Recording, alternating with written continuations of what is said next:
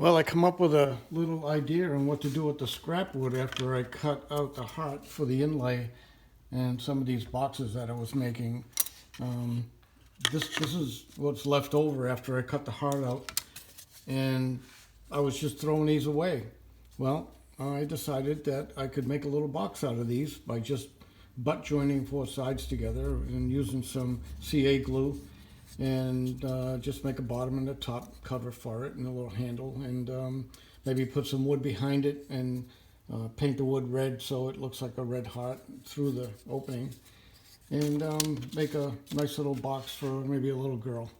So I did that, and I come up with a pretty good looking little box, and I'm going to show you that in a still slide that I can add to this video. So anyway, that way there I can get to use some of the scrap wood instead of chucking it.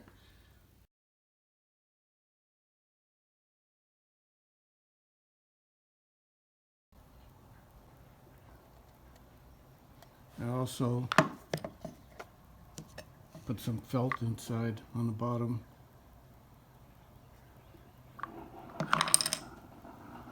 And put two little hearts in there. Cool, huh?